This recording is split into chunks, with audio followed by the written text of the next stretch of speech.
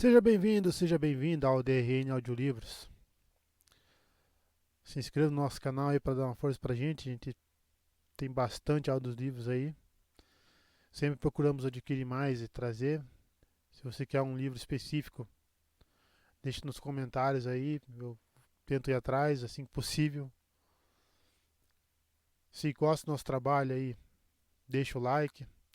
Se quiser dar um apoio pra gente também, temos Pix, seja membro. Fica tudo aí na descrição do canal ou na descrição dos vídeos também. E vamos lá, vamos para mais um capítulo.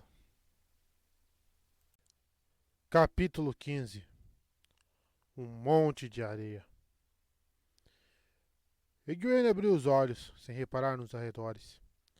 Ficou um tempo ali, deitada, aconchegada na cama, mexendo distraidamente no anel da grande serpente preso à tira em torno do pescoço. Quando o usava no dedo, recebia muitos olhares suspeitos. Era mais fácil se passar por aluna das sábias se ninguém achasse que ela era a Aes Sedai, ou que de fato não era, claro. Era uma seita. Tinha passado tanto tempo fingindo ser a Aes Sedai, que às vezes quase esquecia que não era. Uma nesga do sol morno no início da manhã entrava pela fresta na abertura de entrada, tão fraca que mal servia para iluminar o interior da tenda. Era como se não tivesse pregado o olho, e as têmporas latejavam de dor. Desde que Lanfir quase matara Vienda e Egwene, no dia em que Moiraine tinha levado abandonada consigo para a morte, a jovem sempre ficava com dor de cabeça depois de ir até o Aeraniriod, embora nunca forte o bastante para incomodar de verdade. De qualquer forma, aprenderam uma coisinha ou outra com Nina Eve sobre ervas, muito tempo antes, ainda em casa, e conseguiram encontrar algumas plantas conhecidas ali em Cairhien. Raiz de dorme bem a deixara sonolenta ou, cansada como ela estava, talvez a apagasse por horas. Mas acabaria com qualquer vestígio de dor de cabeça. Ela se levantou, endireitou a camisola amarrotada e empapada de suor, e foi pisando nas camadas de tapetes até o lavatório da tenda. Uma vasilha de cristal entalhada que já devia ter sido usada para servir sangrinha a um nobre qualquer. Ora, a vasilha era tão boa para armazenar água limpa quanto o jarro de vidro azul, mas a água não estava nem um pouco fresca quando Egwene lavou o rosto. Teve vislumbre de seus próprios olhos no espelhinho de moldura dourado preso à parede escura da tenda e sentiu as bochechas ficarem vermelhas. Bem, o que você achava que ia acontecer? Sussurrou. Parecia impossível, mas seu rosto no espelho ficou ainda mais vermelho. Aquilo não tinha passado de um sonho. Não fora como em Tel Aeraniriod, onde o que acontecia passava a ser real depois de acordar. Mas Egwene se lembrava de cada detalhe como se tivesse sido mesmo real. Achou que as bochechas iam pegar fogo. Fora um sonho, e ainda por cima um sonho de Gawain. Ele não tinha o direito de sonhar aquelas coisas com ela. Foi tudo culpa dele, declarou zangada para o próprio reflexo. Não tive nada a ver com isso. Não tive nem escolha. Ela tratou de fechar a boca, já arrependida. Estava querendo culpar o homem pelas coisas com que sonhava. E ainda por cima estava falando com um espelho, feito uma galinha tonta. Egwene parou diante da saída da tenda baixa para espiar o movimento lá fora. Estava instalada na extremidade do acampamento Aiel, e as muralhas cinzentas de Cairhien se erguiam cerca de 2 milhas a oeste, cruzando as colinas descampadas. O espaço entre o acampamento e as muralhas, onde antes ficava o portão da frente, a cidade que envolvia Cairhien, agora estava vazio e restava apenas o chão chamuscado. Considerando a luz ambiente, o sol acabara de surgir acima da linha do horizonte, mas os Aiel já zanzavam por entre as tendas. Egwene decidiu que não levantaria cedo naquela manhã. Não depois de passar a noite toda fora do corpo. Uma lembrança que a fez corar de novo. Luz. Ia passar o resto da vida com as bochechas vermelhas só por causa de um sonho? Ao que parecia, era uma grande possibilidade. Bem, depois de tudo que passara, podia se dar ao luxo de dormir até tarde. O cheiro de mingau sendo feito não era páreo para as pálpebras pesadas. Muito cansada, Egwene se jogou de volta nos cobertores e massageou as têmporas. Estava cansada demais para preparar a raiz de dorme bem. De qualquer forma, achava que estava cansada demais para que a erva fizesse diferença. A dor era fraca e sempre sumia em cerca de uma hora. Já estaria bem quando acordasse. Considerando a noite que tivera, não foi surpresa ter Gal invadindo seus sonhos. Reviveu algumas vezes um dos sonhos dele, mas não tinham sido idênticos, claro. Nas versões de Egwene, algumas situações constrangedoras simplesmente não ocorriam, ou, no mínimo, não apareciam em tantos detalhes. Gawain passava muito mais tempo recitando poemas ou abraçando-a enquanto assistiam ao pôr do sol, ao sol nascer e se pôr. E ele também não dizia que a amava, tudo atrapalhado. Além disso, aparecia tão bonito quanto na vida real. Tudo mais fora obra da cabeça de Egwene. Beijos ternos que duravam para sempre. Gawain ajoelhado enquanto ela amparava sua cabeça com as mãos. Algumas coisas não faziam sentido. Por 2 vezes seguidas, sonhou que agarrava os ombros dele e tentava forçá-lo a se virar para o outro lado. Na primeira vez, Gawain afastou suas mãos com rispidez. Na outra, Egwene parecia ser mais forte que ele. As duas ocorrências se mesclavam na memória. Em outra ocasião, Gawain ia fechando uma porta na cara dela, e Egwene sabia que morreria se aquela fresta de luz cada vez menor desaparecesse. Os sonhos foram se amontoando. Nem todos eram com ele, e a maioria parecia mais pesadelo do que sonho. Perrin surgiu diante dela. O amigo ferreiro tinha um lobo deitado a seus pés, além de um gavião e um falcão aninhados, um em cada ombro. Os dois se encarando por cima da cabeça dele. Perrin, que não parecia reparar nos pássaros, ficava tentando jogar o machado longe, até que desistiu e saiu correndo com o machado flutuando atrás dele. Perrin reapareceu, deu as costas a um latoeiro e saiu correndo cada vez mais rápido, ignorando seus gritos para que ele voltasse. Matt surgiu, falando palavras estranhas que Egwene quase compreendia. É na língua antiga, pensou, com 2 corvos pousados, um em cada ombro, as garras perfurando o casaco, afundando na pele logo abaixo. Matt parecia tão alheio aos animais quanto Perrin, porém mantinha uma expressão desafiadora, que logo mudou para uma carranca resignada. Em outro sonho, uma mulher com o rosto encoberto por sombras chamava Matt, atraindo-o em direção a um grande perigo. Egwene não sabia do que se tratava, só tinha certeza de que era monstruoso. Vários sonhos foram sobre Rand. Nem todos eram ruins, mas eram sempre estranhos. Elaine o forçava a ficar de joelhos, empurrando-o para baixo com apenas uma das mãos. Elaine ao lado de mim e a Vienda, sentadas caladas ao redor dele, cada uma esperando sua vez de pousar uma das mãos sobre ele. Tá porra. Rand andando em direção à montanha em chamas, esmigalhando alguma coisa sob as botas. Egwene se remexeu e choramingou. As coisas que Rand esmagava com os pés eram os lacres da prisão do tenebroso, despedaçando-se a cada passo dele. Egwene sabia, não precisava vê-los para saber. Alimentados pelo medo, os sonhos foram piorando. As duas estranhas que vira em Tel a Eraniliod a apanhavam e a arrastavam até uma mesa cheia de mulheres encapuzadas. Quando as mulheres baixaram os capuzes, eram todas Liandrin, a irmã negra que a capturara em Tear.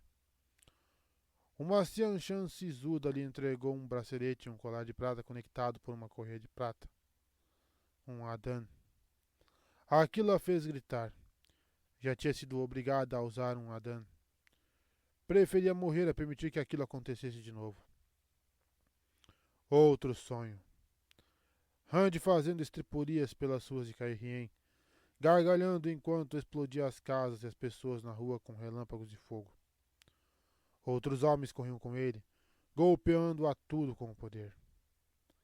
Aquela terrível anistia de Randy foi anunciada em Cairhien, mas homem nenhum escolheria canalizar. O sonho sonhou que as sábias surpreendiam Intel a Eraniriod e a vendiam feito bicho nas terras além do deserto Aiel, que era o que faziam com os Cairhienos encontrados no deserto. Egwene sonhou que saía do corpo e ficava ali, parada, assistindo ao rosto se derreter e o crânio rachar, enquanto vultos de sombras a cutucavam com bastões.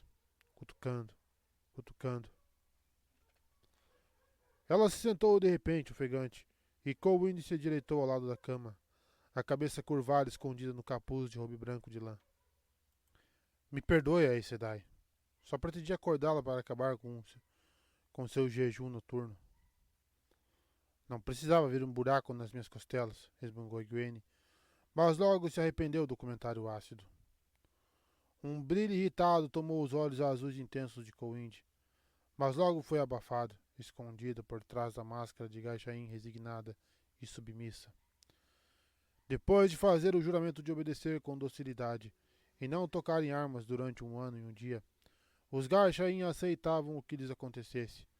Não importava se era uma palavra rude, uma agressão, ou até uma facada no peito. Provavelmente. Era por isso que os Aiel consideravam matar um Gaichain tão absurdo quanto matar uma criança.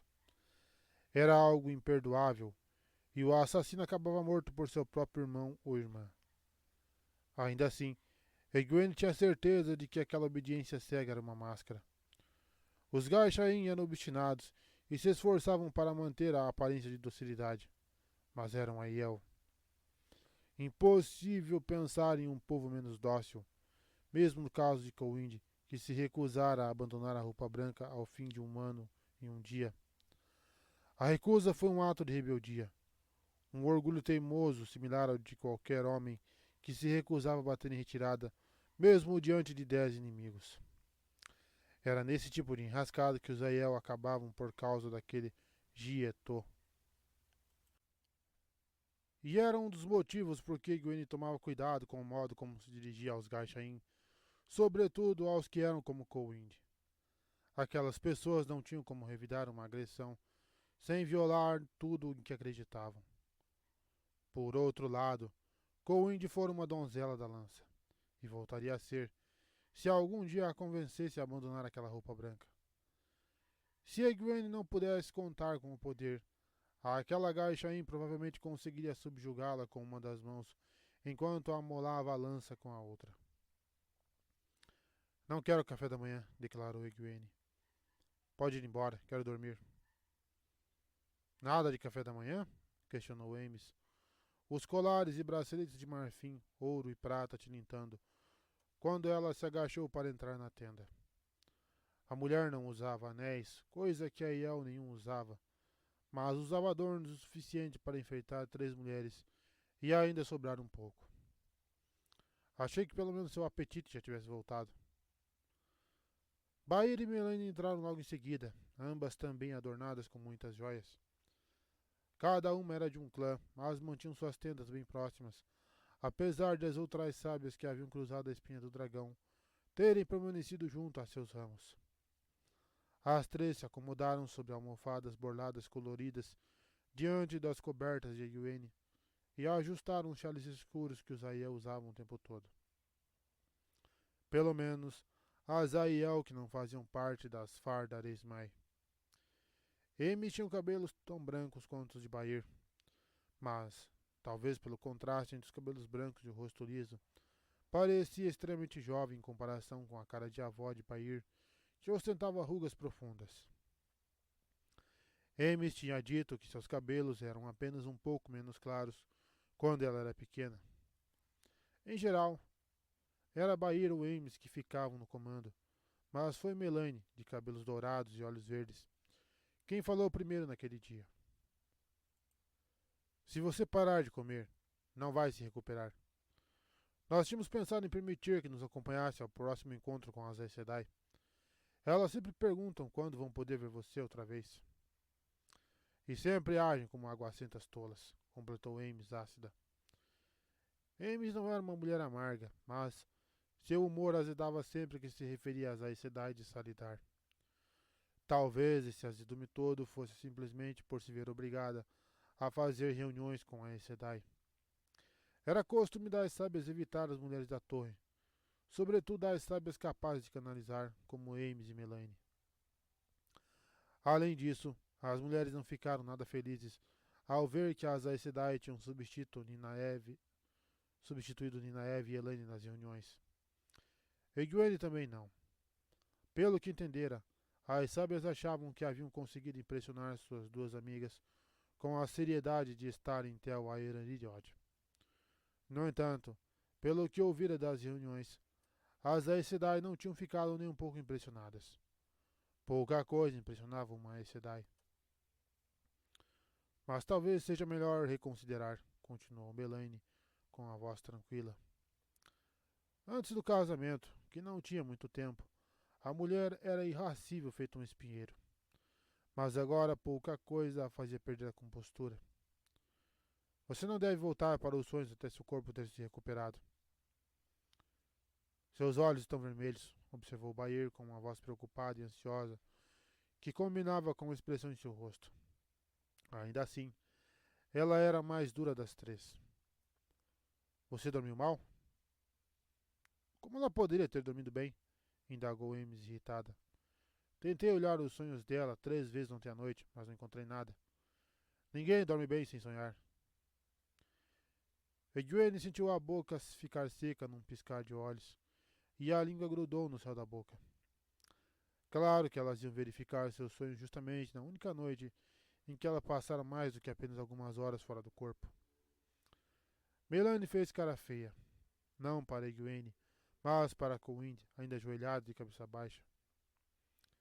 Tem um monte de areia perto da minha tenda, avisou, em um tom que lembrava um pouco a irritação constante antes do casamento.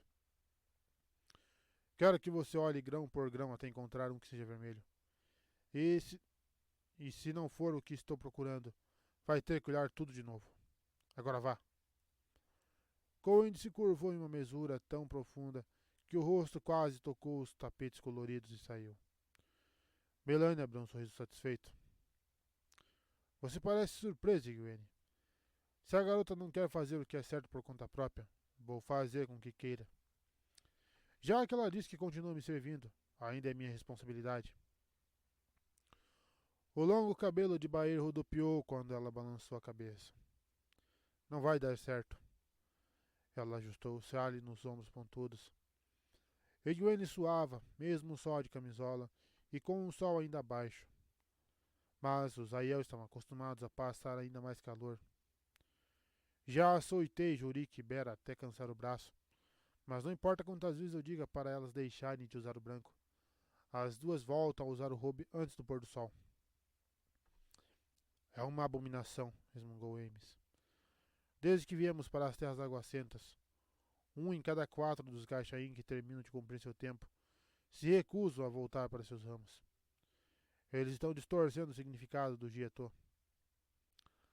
Aquilo era obra de Rand, que revelara a todos o que apenas as sábias e os chefes de clã sabiam, que, no passado, todos os Aiel haviam se recusado a tocar em armas ou praticar violência.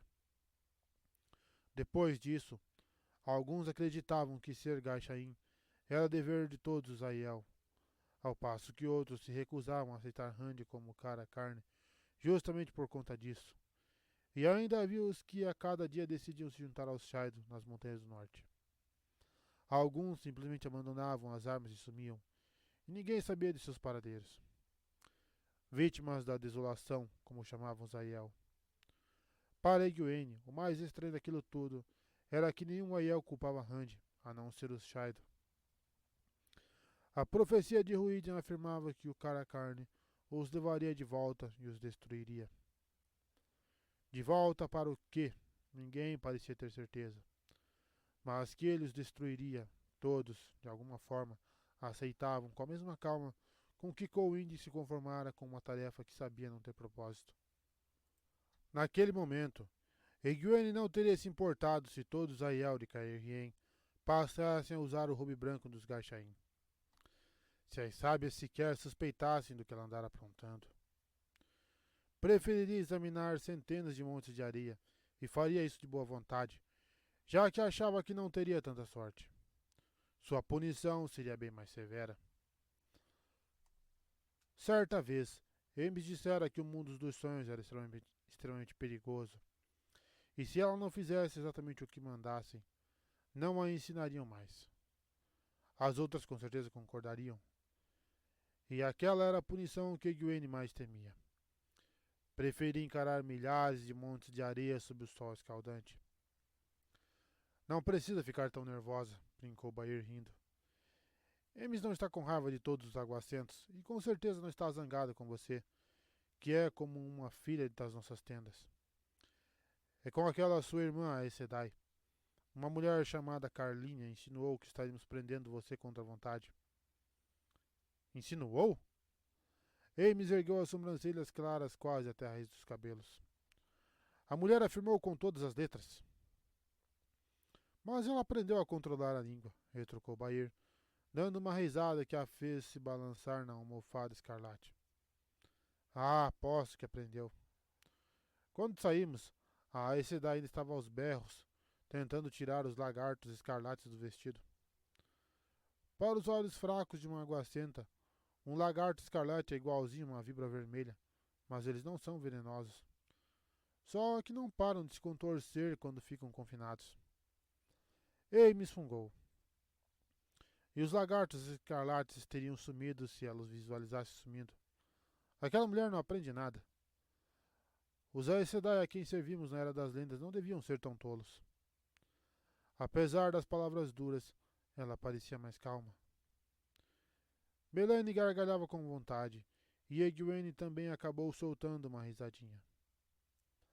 Havia aspectos inexplicáveis no humor Aiel, mas não tinha dificuldade em ver a graça naquela situação.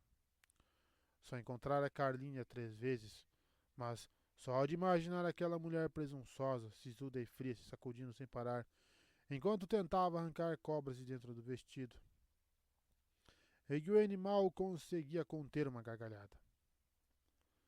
Pelo menos seu humor anda bem, comentou Melaine. As dores de cabeça voltaram? Minha cabeça está bem, mentiu Egwene, e Bair aqueceu. Ótimo. Aquela dor persistente nos deixou preocupadas. Basta você continuar sem entrar em sonhos por mais um tempo que elas não devem voltar. Não precisa ficar com medo de qualquer efeito negativo depois de ter entrado nos sonhos. A dor é uma forma de o corpo nos mandar descansar. Tô precisando então. Aquilo quase fez Egwene rir de novo, mas não por ter achado graça. Os Aiel muitas vezes ignoravam ferimentos graves de ossos quebrados, só porque achavam que tinham mais o que fazer. Por mais quanto tempo vou precisar esperar? Indagou. Detestava mentir para as sábias, mas ficar sem fazer nada era ainda pior.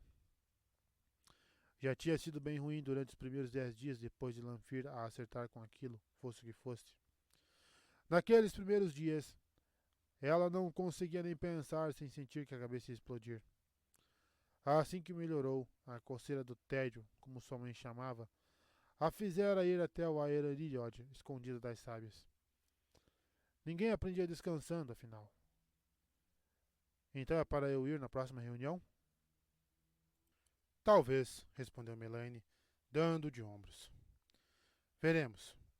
Mas você precisa comer. Se estiver sem apetite é porque tem alguma coisa errada que não sabemos. Ah, eu consigo comer. Inclusive, o mingau cozinhando lá fora cheirava bem. Acho que só estava com preguiça. Foi complicado se levantar sem vacilar. A cabeça ainda não queria ser movida. Pensei em mais perguntas ontem à noite. Melaine revirou os olhos, divertida. Desde que você se machucou, faz 5 perguntas para cada questionamento de antes. Porque estava tentando decifrar coisas sozinhas. Mas claro que não podia dizer isso. Então apenas pegou uma roupa de baixo limpa de um dos pequenos baús alinhados junto à parede da tenda e trocou-a pela camisola suada que estava usando. Perguntar é bom, interviu Bahir. Pergunte. Egwene escolheu as palavras com cuidado, continuando a trocar a roupa com uma naturalidade medida, metendo-se na mesma blusa branca de algode e na saia volumosa de lã das sábias. É possível alguém ser puxado para dentro de um sonho contra a vontade? Claro que não, respondeu Ames. A não ser que tenha um toque muito desajeitado. Mas, logo em seguida, Bahir respondeu. A não ser que haja emoções muito fortes envolvidas. Se tentar ver o sonho de alguém que ama ou odeia, você pode acabar sendo puxada para dentro. Ou se amar ou odiar a pessoa. É por isso, inclusive, que nem nos atrevemos a olhar os sonhos de Sivana, ou sequer falar com as sábias Shaido em seus próprios sonhos. Egwene achava muito surpreendente que aquelas mulheres, e todas as outras sábias, na verdade, ainda se encontrassem e conversassem com as sábias dos Shaido. Segundo os costumes, a união entre as sábias estava acima de rixas e batalhas, mas Egwene achava que se opor ao Karakarn e jurar matá-lo deixava os Shaido muito além de um conflito comum. Sair do sonho de alguém que a odeia ou a ama é como tentar escalar para sair de um buraco bem fundo e de paredes lisas, concluiu Bahir. Bem, isso. Bem isso. Ames pareceu recobrar o humor, olhando de soslaio para Melanie. Por isso que nenhuma andarilha dos sonhos comete o erro de tentar ver os sonhos do marido. Melanie parecia cada vez mais séria, os olhos fixos à frente. Bem, pelo menos não comete esse erro duas vezes. Bahir abriu um sorriso enorme que aprofundou os vincos de seu rosto. Tudo isso enquanto claramente evitava olhar para Melanie. Pode ser um tremendo choque, ainda mais se o marido estiver irritado com a esposa andarilha. Como, em um exemplo que acabei de inventar, caso o marido tivesse que ficar longe da esposa por causa do Jietô, e ela, revoltada feito uma criança tola, fosse bobo bastante para dizer que ele não iria se a amasse de verdade. Isso já está fugindo demais da pergunta, advertiu Melanie, com o rosto muito vermelho e a voz muito contida. Bahir riu. Egwene conteve a curiosidade e o divertimento. Forçou a voz a soar ainda mais casual. Mas e se a pessoa não estiver tentando olhar? Melanie olhou para ela, agradecida, e Egwene sentiu uma pontada de culpa. Claro que não o suficiente para deixar de tentar descobrir a história mais tarde. Só podia ser hilária para Melanie corar daquele jeito. Já ouvi um caso assim, comentou Bahir. Quando eu era jovem e estava começando a aprender, fui treinada por Mora, a sábia do Forte Courada. Ela dizia que, se o sentimento fosse muito intenso, como um amor ou ódio imensos, e que não deixasse espaço para mais nada, a andarilha poderia ser puxada para dentro do sonho só de ficar sabendo que ele existia. Nunca ouvi falar de nada parecido, afirmou Melanie. Ames apenas pareceu incerta. Eu também nunca ouvi isso de ninguém, só de Mora, confirmou Bahir. Mas Mora era incrível. Dizia que tinha quase 300 anos quando morreu com uma picada de cobra-sangue, mas parecia tão jovem quanto qualquer uma de vocês. Eu não passava de uma garota, mas me lembro bem de Mora. Ela entendia de muitas coisas e não só era capaz de canalizar como era bem forte. Vinham os sábios de todos os clãs para aprender com ela. Acho que é muito raro haver um amor ou um ódio tão grandes, mas Mora dizia que já tinha acontecido duas vezes com ela. Uma com o primeiro homem com quem se casou, outra com um rival que disputava o interesse de seu terceiro marido. 300? Exclamou Egwene, parando de amarrar a bota macia que ia até os joelhos. Achava que nem a Aes Sedai viviam tanto. Como falei, era o que se dizia, retrucou Bahir sorrindo. Algumas mulheres envelhecem mais devagar, como Ames aqui. E quando se trata de uma mulher como Mora, sempre surgem histórias. Um dia contou a história de como Mora moveu uma montanha. Quer dizer, é o que dizem.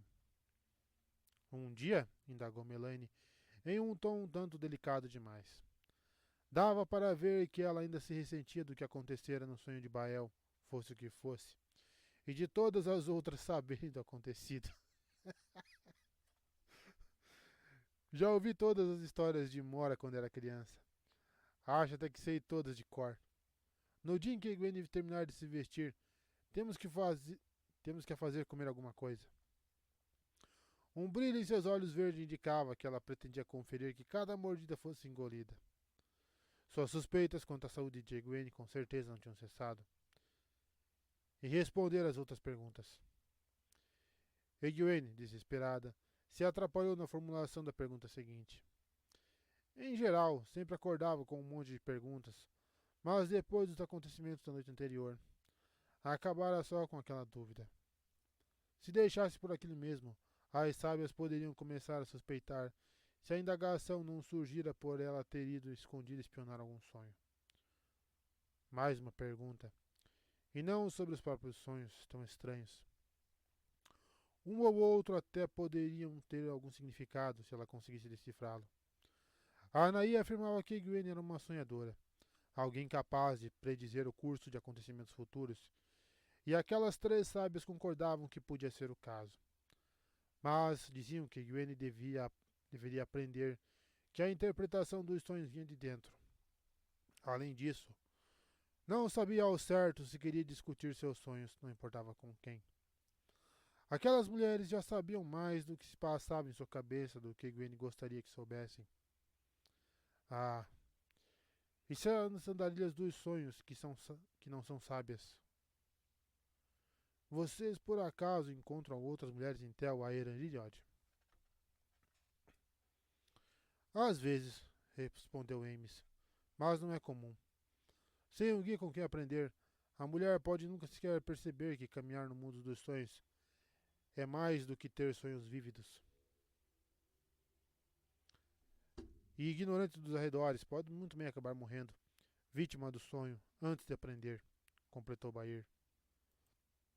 Já mais segura por ter se afastado daquele assunto arriscado, Egwene relaxou. Conseguira mais respostas do que poderia respirar. Sabia que amava Gawain. Então você sabia, é? Sussurrou uma voz. E estava disposta a admitir? E os sonhos dele eram um claro indicativo de que esse amor era correspondido. Porém, pensando bem, se os homens eram capazes de dizer coisas que não sentiam quando acordados, era muito provável que pudessem sonhá-las. Bem, com as sábias confirmando que ele a amava com tanta intensidade que passava por cima de tudo, Egwene...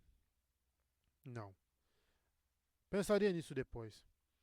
Não fazia ideia de em que parte do mundo estava Gawain. O importante era que sabia do perigo. Da próxima vez, conseguiria reconhecer e evitar os sonhos de Gawain. Se é isso que você realmente quer, sussurrou ela, aquela vozinha. Egwene torceu para que as sábias encarassem suas bochechas coradas como um fulgor saudável. Queria poder interpretar o significado dos próprios sonhos. Isso se tivesse algum significado. Aos bocejos, Elaine subiu em uma pedra para ver por cima das cabeças da multidão. Naquele dia, não havia soldados em Salidar, mas o povo enchia as ruas e assistia das janelas, entre sussurros ansiosos, esperando, os olhos fixos na pequena torre. Os únicos sons vinham do arrastar de pés ansiosos que levantavam poeira e, volta e meia, faziam alguém tossir.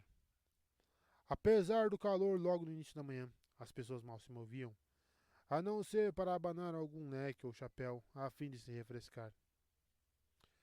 Liane estava parada entre as duas casas de telhado de palha, nos braços de um homem alto e robusto muito sério que Elaine nunca vira. E bem nos braços dele. De certo, era algum dos agentes da antiga curadora das crônicas. Era mais comum que os olhos e ouvidos das Aes Sedai fossem mulheres, mas os de Liane eram quase todos homens. Ela sempre os mantinha fora de vista, Mas Elaine já notara alguns tapinhas em bochechas desconhecidas e sorrisos em direção a um par de olhos estranhos. Não fazia ideia de como Liane conseguia. Tinha certeza de que, se tentasse aqueles truques do Menezes, o sujeito acabaria achando que ela prometera muito mais do que pretendia dar. Com Liane, os homens ganhavam um tapinha e um sorriso e iam embora tão felizes quanto se tivessem recebido um baú de ouro. Tá porra! Em outro ponto da multidão, viu Bridget que, muito esperta, se mantivera afastada. Daquela vez, não viu aquela horrorosa da arena em lugar nenhum. A noite tinha sido muito mais que agitada, e Elaine só fora para a cama quando o dia já começava a raiar. Na verdade, nem teria ido se Bridget não tivesse dito a Ashmanaile que Elaine parecia um pouco tonta. Claro que Bridget não estava sendo apenas observadora. O elo com o guardião era uma via de mão dupla. Qual era o problema de estar um pouco cansada? Quando fora mandada para a cama, ainda havia muito trabalho a fazer, e ela conseguiria canalizar com mais força do que metade das Aes Sedai ali em Salidar. Através do elo, sabia que a própria Bridget ainda não dormira. Tinha sido mandada para a cama feita uma noviça, enquanto Bridget passava a noite carregando os feridos e limpando os destroços. Quando olhou de novo, viu que Liane já estava sozinha, espremendo-se por entre a multidão em busca de um bom lugar para se tirar todo. Não havia sinal do homem alto. Aos bocejos, uma Ninaeve sonolenta e de olhos vermelhos foi para perto de Elaine, fazendo cara feia para um lenhador de colete de couro que tentara chegar antes dela. Resmungando sozinho, o sujeito se enfiou de volta na multidão. Elaine gostaria que Ninaeve não fizesse aquilo. Os bocejos, não a cara feia. Antes que pudesse se conter, imitou o movimento. Bridget até tinha desculpa. Não, muita. Mas Ninaeve não. Theodrin não podia ter esperado que ela ficasse acordada depois da noite anterior. E Elaine ouvirá Naia mandá-la para a cama. Ainda assim, quando Elaine entrou no quarto, deu de cara com Ninaeve sentada no banquinho, que acabara com o pé torto, tentando se manter acordada, a cabeça meneando a cada 2 minutos, resmungando que Theodrin ia ver só. Todo mundo ia ver só. Tá porra.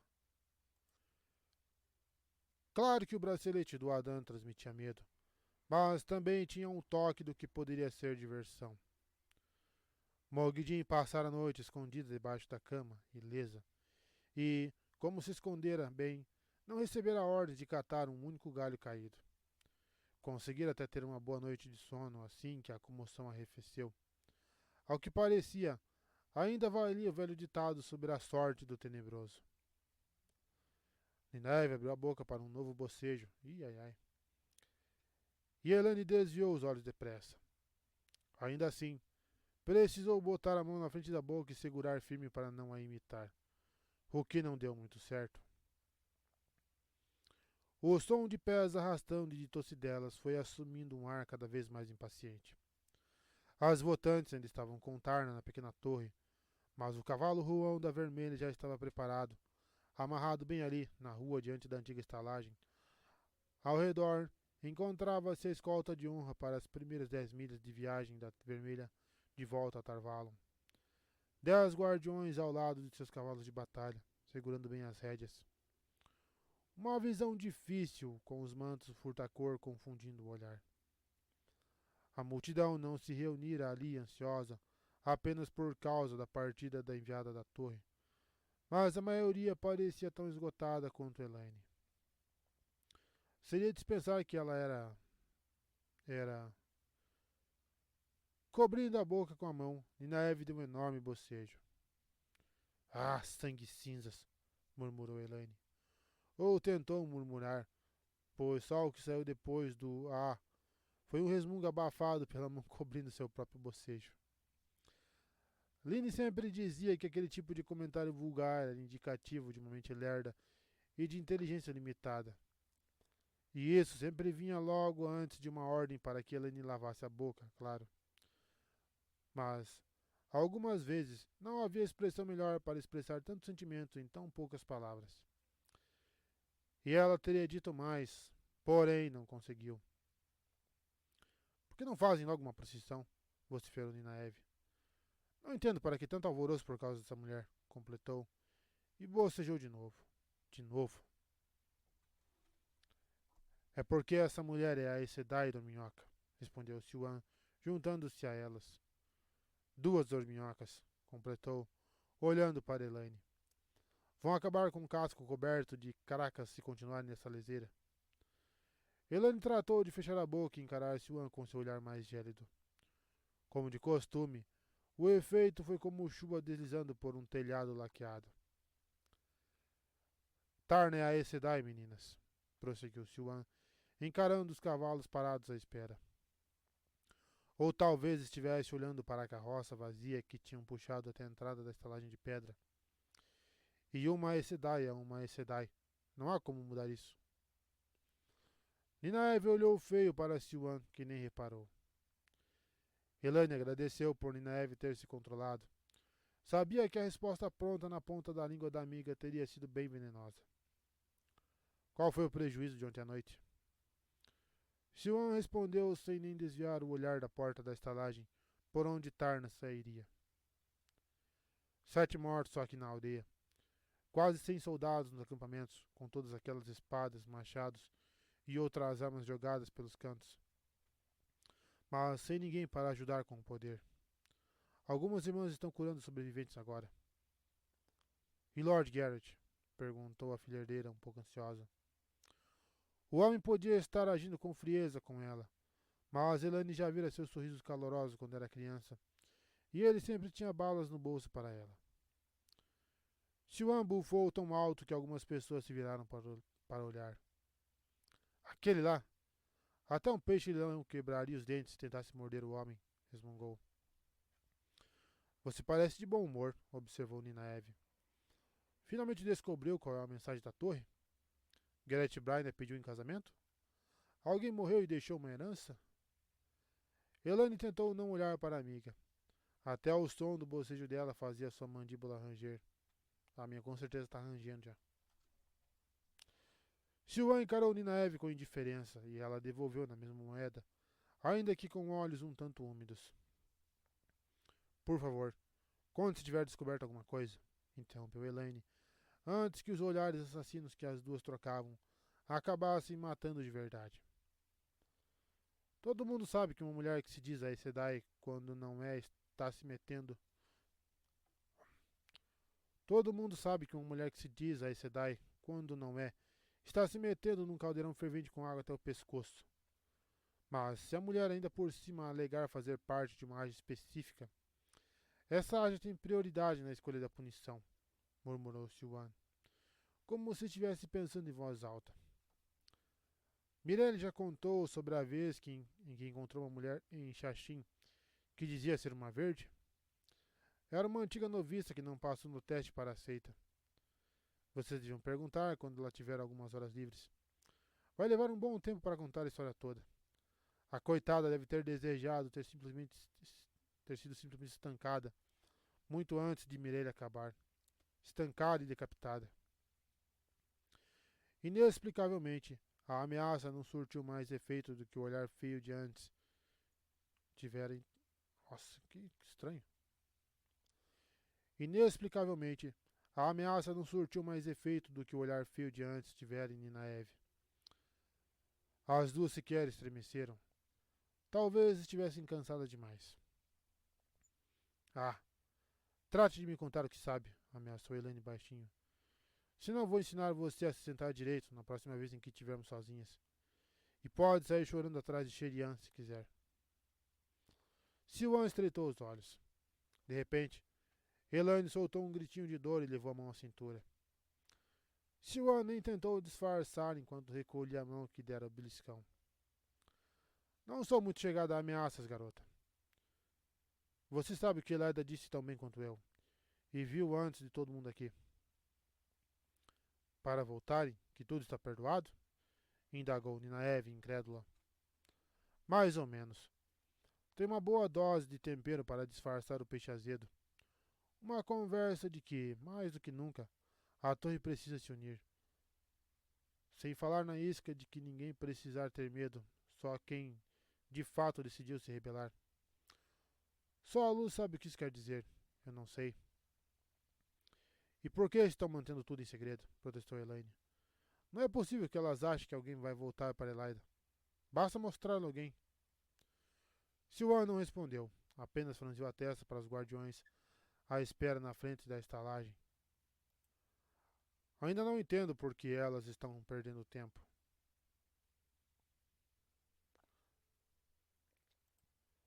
Ainda não entendo por que elas estão pedindo mais tempo, resmungou Ninaeve. Elas sabem o que deve ser feito. Siwan continuou quieta. Depois de alguns segundos, Ninaeve ergueu as sobrancelhas. Você não sabe o que elas responderam. Agora eu sei, retrucou Siwan, irritada, para então murmurar sozinha algo que saiu como sobre tolas fracas de joelhos bambos. Elaine concordou, mas segurou a língua. A porta da antiga estalagem se abriu de repente, e algumas votantes, uma de cada haja, saíram, usando os chales cheios de babados, seguidas de Tarna. As outras votantes fechavam a procissão. Se a multidão ali reunida estava esperando alguma cerimônia, devia ter ficado desapontada. Com uma expressão indecifrável, Tarna montou no cavalo, correu os olhos pelas votantes, encarou brevemente a multidão e esporou o capão, colocando em movimento. A escolta de guardiões foi junto. Um burburinho preocupado se elevou da multidão, ansiosa com mobílias agitadas, à medida que as pessoas iam abrindo passagem. Os murmúrios se prolongaram até Tarna sumir de vista, já fora da aldeia, e Romanda subir na carroça e, com toda delicadeza, endireitar o chale de babados amarelos. Seguiu-se um silêncio mortal. Segundo a tradição, os pronunciamentos do salão eram feitos pela votante mais antiga. Claro que Romanda não se movia como uma idosa, e seu rosto tinha a idade tão indefinida quanto qualquer outro. Mas mechas de cabelo grisalho sempre eram indicativo da idade numa Aes Sedai, e o coque preso à nuca da amarela era de um grisalho claro, sem o menor sinal de qualquer mecha escura. Ele antes perguntava quantos anos a mulher devia ter, mas perguntar a idade de uma Aes Sedai era considerado extremamente rude. Pergunta para qualquer mulher. Romanda teceu os fluxos de ar para aumentar o alcance da voz aguda de soprano, que chegou a Elaine como se tivesse cara a cara com a amarela. Muitos de vocês andam preocupados, mas não há necessidade. Se Tarna Sedai não tivesse vindo até nós, teríamos enviado missivas para a Torre Branca. Afinal, não dá para dizer que a localização do nosso esconderijo é um segredo. Romanda fez uma pausa, como se quisesse dar tempo para a multidão rir, mas todos mantiveram os olhos fixos na mulher que arrumou o chale. Nosso propósito aqui não mudou. Estamos em busca da verdade e da justiça, de fazer o que é certo. Certo para quem? Murmurou Ninaeve. E não vamos hesitar ou fracassar. Cuidem de suas tarefas como têm cuidado, certos de que continuam sob nossas mãos, abrigados sob nossas mãos, agora e depois de retornarmos aos nossos devidos lugares na Torre Branca. Que a luz brilhe sobre todos vocês. Que a luz brilhe sobre todos nós. O burburinho se intensificou. A multidão foi se dispersando aos poucos enquanto Romanda descia da carroça. O rosto de Siwan poderia ter sido esculpido em pedra, tamanho estoicismo. Os lábios comprimidos e pálidos. Elaine tinha algumas perguntas, mas Ninaeve saltou da pedra onde estivera e forçou o caminho em direção à estalagem. Elaine se apressou em segui-la. Na noite anterior, a amiga estivera prestes a revelar o que tinham descoberto sem nem pensar. Se quisesse usar informação para influenciar o salão, precisavam expor o que sabiam com cuidado. E de fato, parecia que precisavam dessa influência. O pronunciamento de Romanda fora uma carroça e meia de nada, e claramente irritara Siwan. Espremendo-se por entre dois grandalhões de olhos cravados nas costas de Ninaeve, que pisaram em vários pés para passar, Elaine se virou para trás e flagrou Siwan de olho nela e Ninaeve. Mas só durou um instante. Assim que percebeu que havia sido vista, fingiu ter encontrado algum conhecido na multidão e pulou para o chão, como se estivesse indo atrás da pessoa. Franzindo o senho, Elaine apressou o passo. Simone estava ou não irritada? E quanto daquela irritação e ignorância do que se passava era fingimento? A ideia de Ninaeve de fugir para Kemenin, que Elaine ainda não tinha certeza se já fora descartada, era mais que estúpida. Mas até ela estava ansiosa para ir a Eboldar e fazer algo realmente útil. Todos aqueles segredos e suspeitas eram como um comichão que não conseguia alcançar para coçar. Bastava que Ninaeve não estragasse tudo. Elaine alcançou a amiga no exato instante em que Ninaeve chegava a Sherian, parada perto da carroça da qual Romanda fizera o pronunciamento. Morvrin também estava lá, junto com Carlinha, e as três usavam os chales. Naquela manhã, todas as Aes Sedai estavam de chale.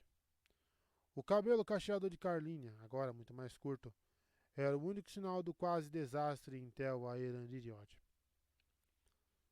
Precisamos falar com você a sós, declarou Ninaeve para Sherian. Em particular. Elaine suspirou. Não era o melhor dos começos, mas também não era um dos piores. Sherian encarou as duas por um momento e então olhou para Morvrin e Carlinha. Muito bem, lá dentro, ordenou. Quando se viraram, deram de cara com Romanda entre elas e a porta. A amarela, de olhos escuros e com uma beleza masculina, estava parada, envolta no chale de babados amarelos cheio de flores e vinhas e com a chama de Tarvalon bem no topo entre os ombros. Ignorando Ninaeve, ela abriu um sorriso caloroso para Elaine. O tipo de sorriso que ela já se acostumara a esperar e a temer, vindo de uma Aes Sedai. Para Sherian, Carlinha e Morvrin, a expressão foi bem diferente. Romanda as encarou, apática e de cabeça erguida, até as três se abaixarem em reverências tímidas e murmurarem. Com sua licença, votante. Só então Romanda se afastou para o lado, mas mesmo assim fungou alto. O povo não notou, claro, mas Elaine já entreouvira trecho de conversa das Aes Sedai a respeito de Sherian e seu pequeno conselho. Algumas achavam que elas só cuidavam de aspectos do cotidiano de Salidar, liberando o salão para tratar de questões mais importantes. Outros sabiam que elas tinham influência junto ao salão, mas o tamanho dessa influência variava de acordo com quem opinava. Romanda era uma das que acreditavam que era influência demais. Pior ainda, havia duas azuis e nenhuma amarela no grupinho. Elaine sentiu o olhar da votante mais velha cravado em suas costas, enquanto acompanhava as outras porta dentro. Sherian as conduziu a uma das salas privativas junto à antiga área comum, com painéis carcomidos por insetos e uma mesa cheia de papéis encostada a uma das paredes. Ela ergueu as sobrancelhas quando Ninaeve pediu que tomasse precauções para evitar que alguém entreouvisse, mas teceu a barreira ao redor do aposento sem nenhum comentário. Lembrando-se das aventuras passadas de Ninaeve, Elaine tomou cuidado de verificar se todas as janelas estavam bem fechadas. Não espero menos do que notícias de que Randy Altor está a caminho, avisou Morvrin seca. As duas se entreolharam. Elaine conteve a indignação. Aquelas mulheres realmente acreditavam que ela e Ninaeve estavam escondendo segredos sobre Randy Altor. Elas e aqueles segredos. Não é nada disso, respondeu Ninaeve. Mas é igualmente importante. Apenas diferente. As duas contaram de sua viagem a Eboldar e da descoberta da vasilha Terangreal. Não na ordem certa e sem mencionar a torre, mas com todos os pontos essenciais.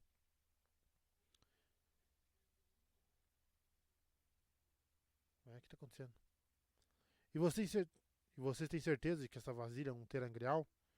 Indagou Sherian quando Ninaeve terminou. Ela pode controlar o clima? Pode, Aes Sedai, confirmou Elaine simplesmente. O melhor era ser simples para começar. Morvrin grunhiu. A mulher duvidava de tudo. Mexendo no chale, Sherian assentiu. Então vocês fizeram bem. Vamos mandar uma carta para Merilili Siandevin, a irmã cinza enviada para Eboldar, a fim de convencer a rainha a apoiar Salidar. Precisaremos de todos os detalhes. Ela não vai conseguir encontrar, interveio Ninaeve, antes que Elaine pudesse abrir a boca. Mas eu e Elaine conseguiremos. Os olhos das Aes Sedai gelaram. Provavelmente seria impossível para ela, acrescentou Elaine mais do que depressa. Nós vimos onde está a vasilha, mas mesmo assim vai ser difícil. Mas pelo menos sabemos o que vimos. Descrevê-la numa carta nunca seria igual. Eboldar não é lugar para seitas, afirmou Carlinha com frieza. O tom de voz de Morvorin foi um pouco mais gentil, ainda que rude. Todas precisamos fazer o melhor que pudermos, criança. Acham que Edesina, Afara, Guizin queriam ir para Tarabon? O que elas poderiam fazer para trazer ordem àquela terra agitada? Mas temos que tentar, então elas foram. Neste exato momento, Kiruna e Bera devem estar na espinha do mundo, em sua jornada atrás de Rand Altor no deserto Aiel, porque, quando enviamos as duas, achamos, e era só um palpite, que ele pudesse estar lá. A jornada delas não é menos fútil porque estávamos certas, agora que ele já saiu do deserto. Todas fazemos o que podemos, o que devemos. Vocês são aceitas.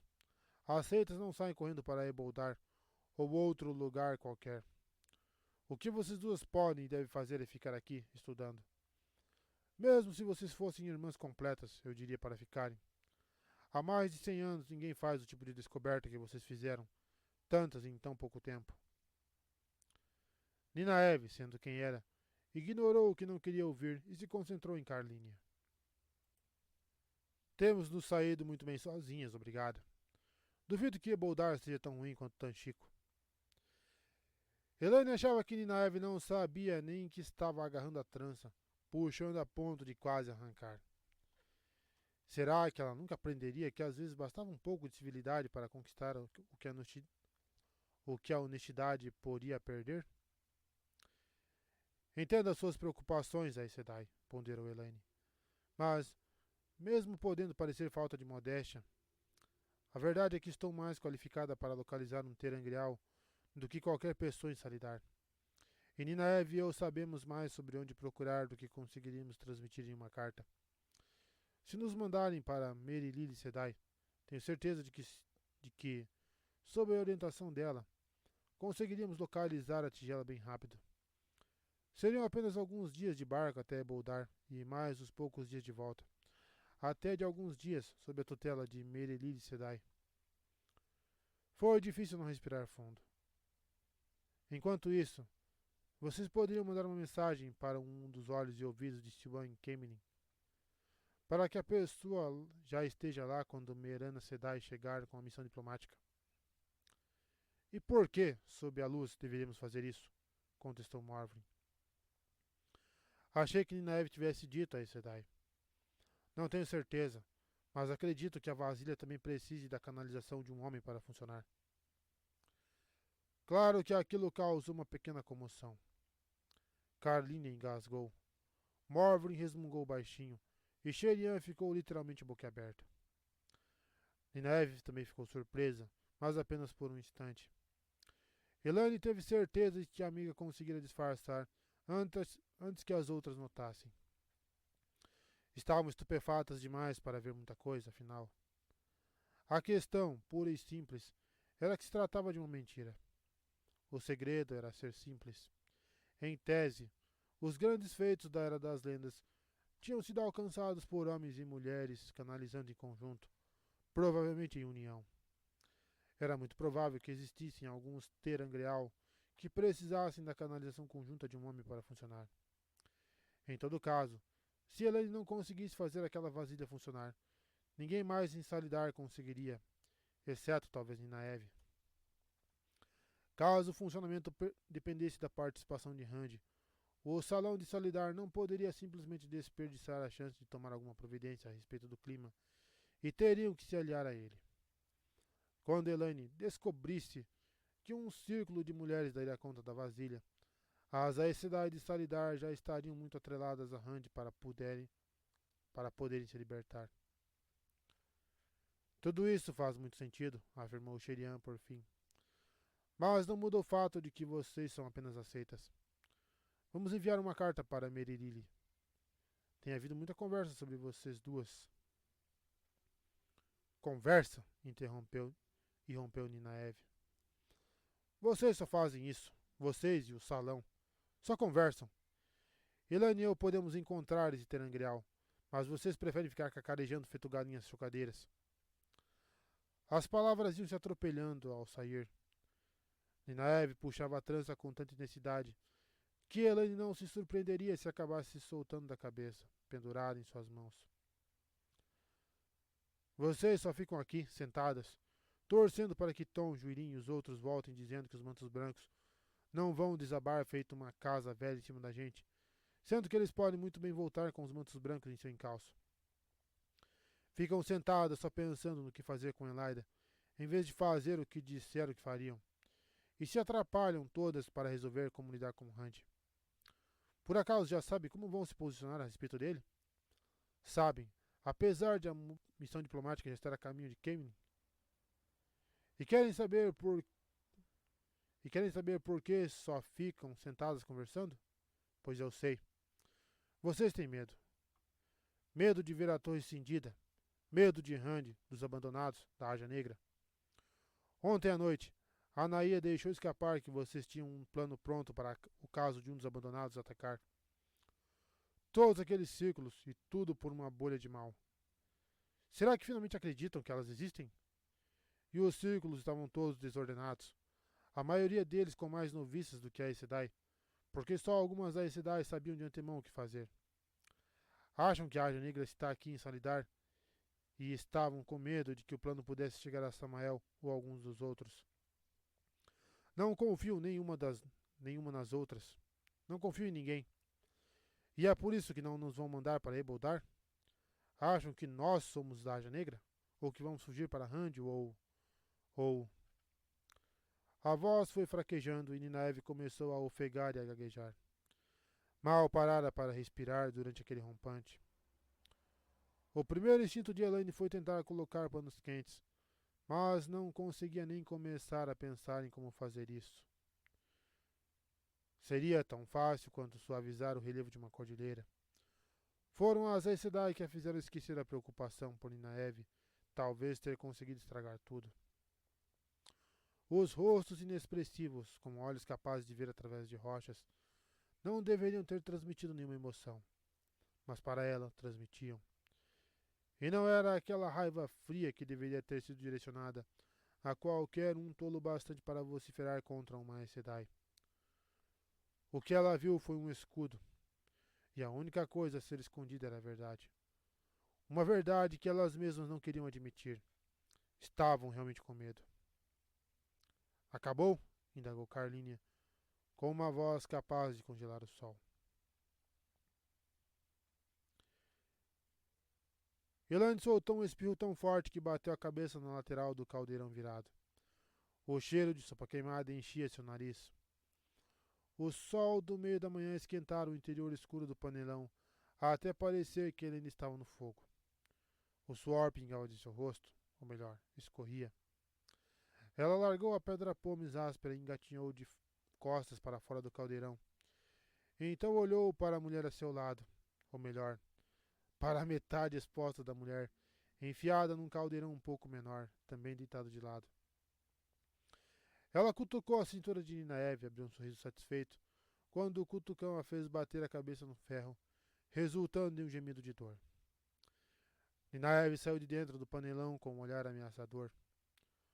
O brilho perigoso em seus olhos sequer foi amenizado pelo bocejo que ela escondeu por trás da mão encardida.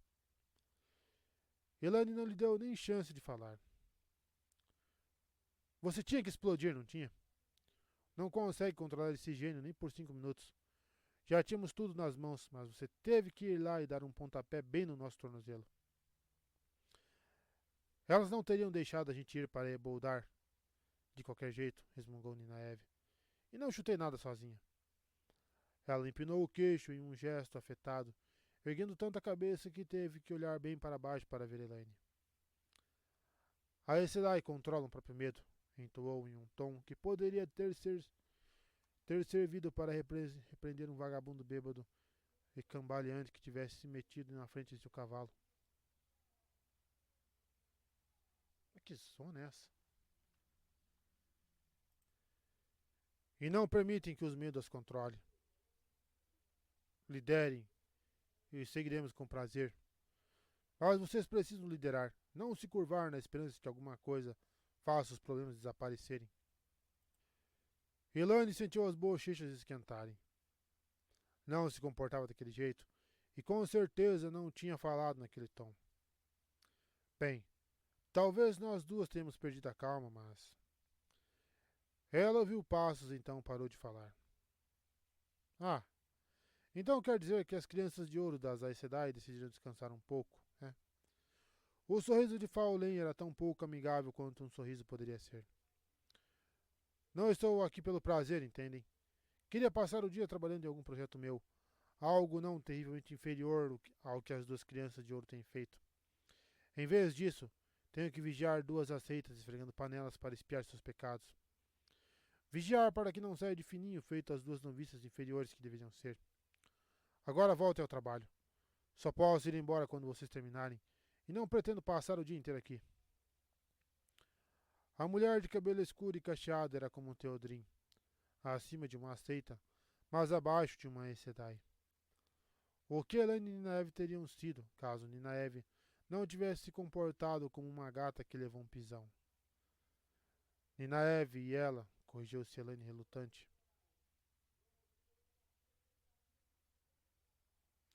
Sherian dissera exatamente isso enquanto anunciava quanto o tempo das horas livres as duas passariam trabalhando nas cozinhas, dando conta do pior trabalho que as cozinheiras pudessem encontrar. Mas nada de eboldar de um jeito ou de outro. Isso também fora deixado bem claro. Uma carta estaria a caminho de Merilha ao meio-dia. Isso, se já não tivesse sido enviada. Eu sinto muito, disse Ninaeve. Elaine piscou para ela. Ouvir a amiga pedindo desculpas era como ver neve em pleno verão. Também sinto muito, Ninaeve. Ah, se sentem, retrucou Faolen. Nunca vi ninguém sentir tanto. Agora volte ao trabalho, antes que eu encontre um motivo para mandar as duas para Tiana assim que terminarem. Elaine lançou um olhar pesaroso para Ninaeve. Rastejou de volta para dentro do caldeirão e atacou a sopa queimada com a pedra pomes como se atacasse Faolen. Voaram pedaços pretos de legumes carbonizados e pó de pedra. Não, Faolen não. As Aes Sedai que ficavam sentadas quando deveriam estar agindo.